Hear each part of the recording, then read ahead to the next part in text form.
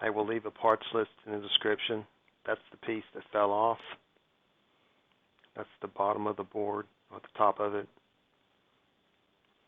I put painter's tape all the way around it so when you start applying the contact cement, it doesn't get everywhere. Then you need to take a Scotch-Brite and remove all of the old glue from both sides.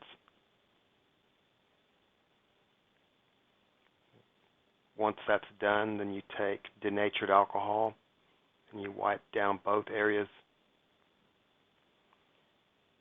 Take a paintbrush and then you apply the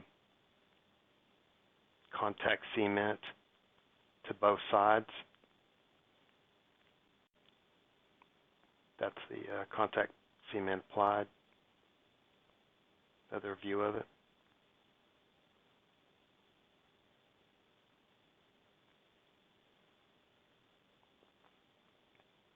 Take the piece and then press it back into place.